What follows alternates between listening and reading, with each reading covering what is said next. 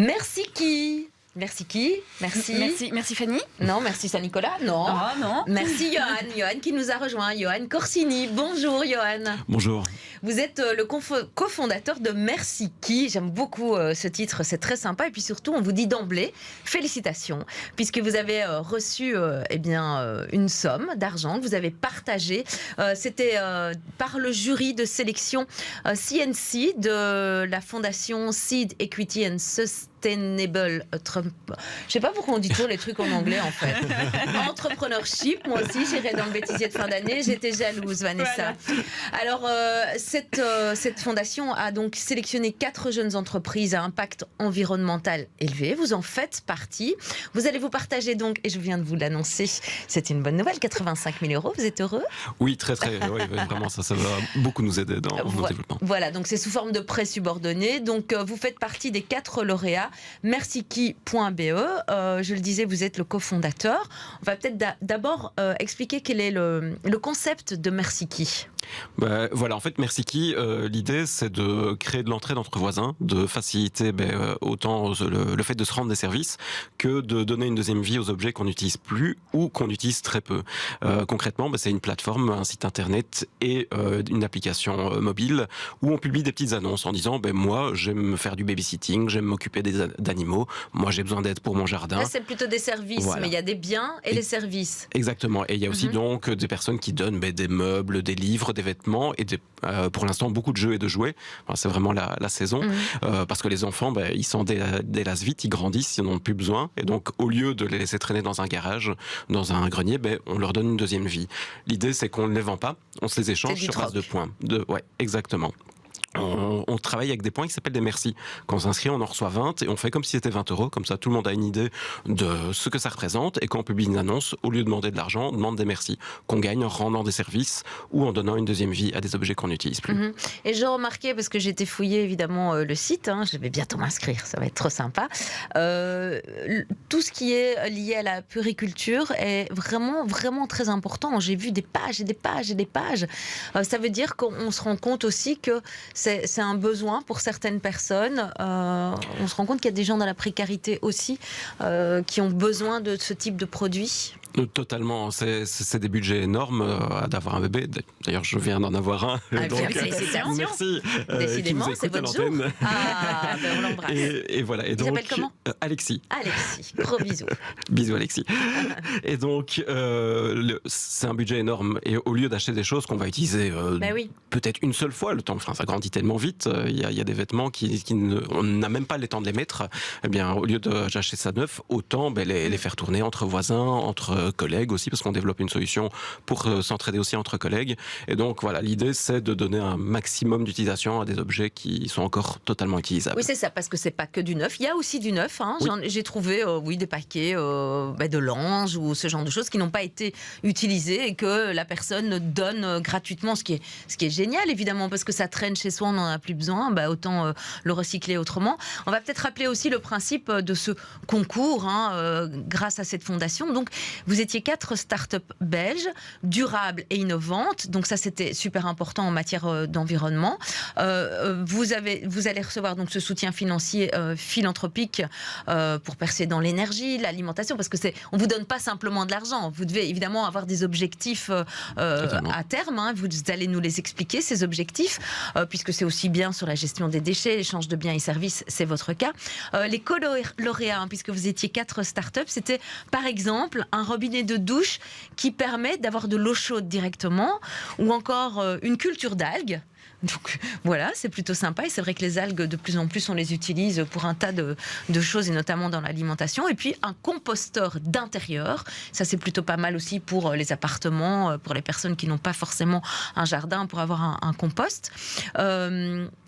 Vous êtes une entreprise bruxelloise. Quel regard vous portiez sur les autres entreprises, et est-ce que vous connaissez, vous, les startups qui ont été choisies pour être lauréates? Alors non, on ne se connaissait pas, mais on a fait connaissance lors de la cérémonie d'annonce. On s'est découverts les uns les autres à ce moment-là. Et voilà, c'est aussi des très chouettes projets, et j'espère qu'ils vont pouvoir aussi se développer comme nous on espère se développer. Et voilà, je trouve bien des initiatives qui sont la fondation ici. L'objectif, c'est d'avoir un impact positif environnementale, donc soit en consommant la nourriture autrement, avec cette production d'algues, qui sont des algues alimentaires, ou alors en faisant des économies d'énergie, comme le robinet, ou encore en recyclant ce qui peut l'être avec le composteur. Donc c'est vraiment des projets qui sont très, très variés. Ça, c'est ça qui est chouette, c'est qu'ils ont choisi des horizons totalement différents, mais qui vont dans le même objectif, c'est de réduire les émissions de gaz à effet de serre, c'est de réduire la quantité de déchets qu'on stocke et qu'on doit évacuer d'une manière ou d'une autre, et de mieux consommer. Johan, vous avez déjà 16 000 membres qui publient, et c'est vrai que c'est très très fourni, qui publient ces annonces pour offrir ou demander, puisque ça va dans les deux sens. Des vêtements, on l'a dit, des meubles, des jouets, là je parle des biens, mais il y a aussi des services, vous le disiez, vous l'avez évoqué. Vous avez lancé quand ce réseau numérique d'entraide ? Alors on l'avait lancé juste avant la crise sanitaire, quelques mois avant, donc avant le Covid, donc c'était, je ne sais plus compter les années, c'était en 2019. Voilà, en 2019, voilà. Et donc on l'avait lancé fin 2019, et puis on s'est un peu calmé forcément c'était difficile de se rencontrer pour faire des échanges, et là on redémarre vraiment depuis quelques mois, où on a la chance maintenant de travailler à temps plein sur le projet. Avant c'était un petit projet annexe. Vous dites on parce que vous êtes 4 en réalité, donc il y a vous, Johan Corsini, il y a également Romain Ferré, Julien Coppens et Sébastien Mouret. Qu'est-ce qui vous a pris un soir, vous avez bu un petit verre ensemble, vous êtes dit et si on lançait cette idée, parce qu'elle est géniale, elle est vraiment novatrice, c'est même étonnant que ça n'existait pas avant en fait. L'idée, en fait, elle est venue avant ça. L'équipe s'est constituée sur le fil. L'idée, elle est venue quand, avec mon épouse, on venait d'acheter une nouvelle maison. Mais elle ne fait pas partie des 4 noms cités. Voilà, on a commencé à travailler ensemble, et puis elle a aussi sa vie professionnelle. Et voilà, je suis peut-être pas très très supportable quand on est en milieu professionnel. C'est pas toujours facile de travailler en couple. C'était mieux de plus travailler ensemble sur ça. Mais donc, l'idée est venue, on venait d'acheter la maison, et la première fois que j'ai dû m'occuper du jardin, je me suis rendu compte, jardinage et moi c'était une catastrophe. J'ai failli me trancher un bras avec le taille-haie, et j'avais une installation, ça m'a pris 8 heures alors que là il n'y avait pas énorme, mais on n'avait plus d'argent parce qu'on avait tout mis dans la maison, et du coup on s'est dit ce serait chouette si un voisin pouvait nous donner un coup de main. Et alors de fil en aiguille est venu on pourrait rendre un service à la place, peut-être pas à cette personne mais à une troisième, ou donner, en fait, lors du déménagement on avait vu qu'on avait plein de cartons d'objets qu'on utilisait presque jamais, leur donner une deuxième vie. Donc voilà, quelqu'un vient tailler ma haie, moi je prête ma tondeuse à une troisième personne qui lui va aller faire du babysitting, etc. Et vraiment créer une chaîne d'entraide. Et puis de fil en aiguille, j'ai rencontré diverses personnes qui ont rejoint l'équipe, et donc qui est maintenant constituée de 4 personnes, avec Julien, Sébastien et Romain, qui ont rejoint progressivement au fur et à mesure de l'aventure. Mais donc au départ, vous avez testé ce réseau d'entraide ? Oui, de façon plus confidentielle pour voir si ça fonctionnait. Oui, voilà, en fait, on l'a laissé, on l'a lancé avec les moyens du bord, donc avec beaucoup de temps libre. On a développé une petite première version. On a parlé autour de nous, on a essayé de se faire un peu connaître, et rapidement les gens sont venus. Curieux, d'abord je m'inscris, je regarde. Alors c'est tout le défi quand on vient sur une plateforme et qu'il n'y a pas encore grand chose, on n'a pas trop envie d'y mettre ses propres annonces, et donc on a beaucoup travaillé sur comment stimuler les gens et les inciter à non seulement venir regarder de manière curieuse, mais se dire ok, ça me prend 5 minutes de publier, ça servira bientôt quand il y aura plus de gens qui arriveront. Parlons de cette somme qui vous est attribuée. Donc vous avez des objectifs là, j'imagine dans les mois à venir grâce à cette somme. Qu'est-ce que vous allez faire ? Qu'est-ce que vous allez encore développer ? Alors là on va travailler bientôt sur un nouveau module qui permettra de prêter des objets. Donc on a beaucoup de gens chez eux, par exemple une foreuse qu'on achète peut-être en moyenne 150 € ou centaines d'euros. On va l'utiliser 5-6 fois avant qu'elle soit en panne, donc je laisse calculer le prix du trou. Ça fait cher. Et au lieu d'avoir chacun ça dans son garage, autant le prêter à ses voisins. Et donc on va développer une partie sur notre plateforme qui permettra de dire voilà tout ce que je suis prêt à prêter en outils, en livres, en bande dessinée, en jeux, en jouets, et voilà, et toutes les gens autour de moi, que ce soit, j'indique mon code postal et je vois ça avec mes voisins, ou je rejoins un groupe que j'ai créé pour les membres de mon club de sport, et la prochaine fois qu'on se voit, je viens vous donner ça, ou pour mes collègues, etc. L'idée, c'est vraiment de multiplier les endroits où on peut interagir, et ça, c'est la deuxième chose sur laquelle on travaille, c'est vraiment travailler au sein des entreprises pour aider les gens à s'entraider. Et voilà, je viens au bureau, j'en profite pour donner quelque chose à ma collègue.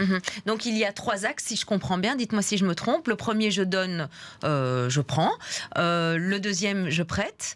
Et le troisième, vous allez développer, c'est peut-être nouveau, ça existe déjà, des solutions payantes pour les entreprises et le secteur public dans le but de développer des liens forts entre les citoyens et les employés, de leur offrir des fonctionnalités supplémentaires et de contrôler l'impact environnemental et social. Waouh, ça c'est la prochaine étape. Oui, alors les parties sur le développement sur l'entreprise, donc on a déjà commencé, et les villes, on avait commencé avant ça, donc le soutien de la Fondation va nous permettre d'aller plus loin. On a déjà quelques partenariats, notamment avec la ville de Bruxelles, avec qui on travaille depuis 1 an, avec une plateforme avec des fonctionnalités avancées pour les utilisateurs et pour la ville elle-même, qui pourra bientôt aussi communiquer vers les citoyens à travers la plateforme, et elle aussi mettre en prêt du matériel. Par exemple, on organise une fête de quartier, au lieu d'acheter du matériel qui est sans doute stocké dans les bâtiments communaux, eh bien la ville pourrait les mettre en prêt pour les citoyens. Donc du coup, c'est comme ça que vous allez aussi vous rémunérer, parce que je suppose que pour l'instant, ça ne dégage pas d'argent. Si on est simplement sur des communautés et un réseau social, on va dire, de prêts ou de dons, pour vous, ce n'est pas très rentable. Exactement. Donc c'est avec ces partenariats avec les communes et les entreprises que nous, on va se rémunérer. Comme la plateforme est totalement gratuite pour les utilisateurs, ça, on veut vraiment l'ouvrir. Elle le restera. Elle le restera toujours pour les utilisateurs. Ça, c'est l'objectif. Ça n'aurait pas de sens. On supprime l'argent de l'équation. Si nous, on demandait aux gens de payer pour pouvoir l'utiliser, ça n'aurait pas de sens. Et donc voilà, on veut vraiment faire un vecteur d'intégration sociale en plus de lutte vecteur impact écologique. Voilà, comment payer avec des merci. Et c'est beau en plus, il est beau ce mot, merci. Merci qui ? C'est donc cette petite entreprise bruxelloise qui se développe encore et encore avec un leitmotiv. Tout le monde a quelque chose à partager et l'argent ne devrait pas empêcher les gens de s'entraider. C'est, je pense, une phrase qui vous appartient et que j'ai été vous piquer pour le proposer à nos téléspectateurs et nos auditeurs de BX1. Merci beaucoup, Johan, d'être passé par chez nous. Johan Corsini, donc, cofondateur de Merci Qui, et je vous invite vraiment à aller jeter un œil sur le site, ça vaut vraiment la peine. Merci à vous.